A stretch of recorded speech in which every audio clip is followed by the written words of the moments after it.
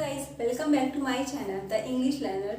आज की वीडियो में हम बात करेंगे हमारे one of the most important topic romantic age के बारे में। रोमांटिक एज क्या है? रोमांटिक का मतलब ये नहीं है कि आप किसी से लव करते हैं।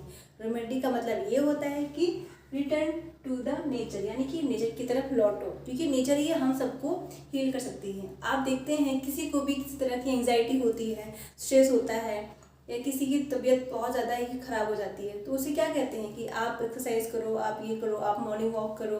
तो ये सब क्या है? आप नेचर की तरफ आ रहे हैं ना, इसका मतलब आप हील कर रहे हैं, क्योंकि आप नेचर की तरफ आ रहे हैं। इसका मतलब यही है कि आप नेचर के लिए रोमांटिक हो रहे हैं। तो नेचर के लिए कौन कौन रोमांटिक हुआ था और किसने क्या लिखा था, किस लिए ये बहुत ही फेमस हो गया था, चलिए इसके बारे में हम बात करते हैं। नंबर 1, इसके प्रोटा रोमांटिक, जो हमारा इंग्लिश का जो एक हिस्ट्री आती है, इंग्लिश ब्रिटिश हिस्ट्री, उस हिस्ट्री में सबसे पहले राइटर थे प्रोटा रोमांटिक, जिन्हें विलियम ब्लैक कहते हैं। इनका बर्थ हुआ था 1757, डेथ हुई थी 1827। इन्होंने ही इसका जो एक होता नहीं है मैग्ना ओपस, एक तरह का एस्टैब्लिशमेंट किया था रोमांटिक एज का, तो इन्हें हम प्रोटा रोमांटिक कहते हैं। नेक्स्ट है हमारे जो कि सबसे ज़्यादा नेचर को लव करने वाले, जिन्हें कहते हैं कि ये अपने आप को खुद ही वर्शिप ऑफ नेचर कहते हैं। मैं नेचर को मानता हूँ, नेचर से ही मैं हील होता हूँ। विलियम वर्ड्सवर्थ 1770 को इनका बॉर्न हुआ था और ये 1850 में ही ऑफ हो गए थे। इनका जो वर्क आया था लिरिकल बैलेट्स, वही इसका एक तरह कहते हैं कॉन्स्टिट्यूशन बन गया था हमारा रोमांटिक एज का। लिरिकल बैलेट, ये इनका वर्क था। मैनिफेस्टेशन कहा जाता है इसे, मैनिफेस्ट।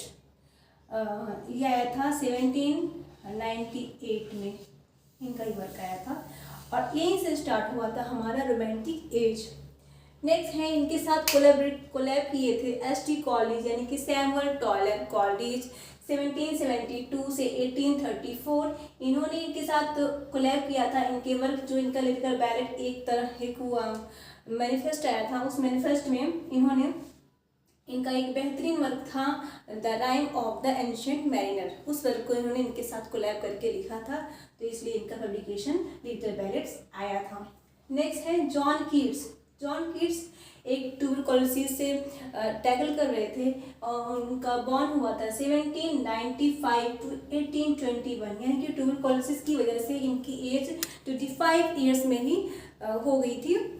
बट इन्होंने इनके फेमस वर्क थे, इनके फेमस ओड, इन्होंने 6 तरह की ओड लिखी थी। ओड मेलैंकली, ओड साइकी, ओड एलिशन, ऐसी तरह की इन्होंने तीन चार और इन्होंने वो ग्रेशियन अर्न के बारे में मतलब ओड लिखी थी। तो इनकी जो एक ओड है, odd on A Grecian earn, उसे आप जरूर पढ़िएगा, ये उनका मैग्ना ओपस है। नेक्स्ट आते हैं पर्सी बिशी शैली 1792 से 1882। इनका फेमस वर्क है क्योंकि ये जॉन कीट्स के बेस्ट फ्रेंड थे और जॉन कीट्स 25 की एज में जिन्हें लोगों ने इन्हें बहुत ज़्यादा क्रिटिसाइज़ किया था जॉन कीट्स को, तो इनकी एज मतलब इनकी डेथ बहुत जल्दी हो गई थी, 25 एज की एज में हो गई थी। तो इसीलिए इनसे दुखी होकर शैली ने एडोनिस लिखी थी, जो कि बहुत ज़्यादा फेमस हुई थी। तो इनका वर्क शैली का एक फेमस वर्क है एडेनिस।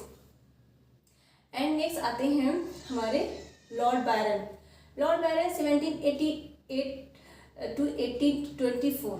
लॉर्ड बायरन ने एक वर्क लिखा था डॉन जॉन, जिसे बहुत ही ज़्यादा फेमस इनका वर्क है। इनके और भी सारे वर्क हैं, hymn to intellectual beauty, Childe Harold pilgrimage, और भी बहुत सारे सेंसाई ट्रेजेडी, ऐसे करके बहुत सारे वर्क हैं। बट इनका जो एक मैग्ना ओपस है वो है डॉन जॉन।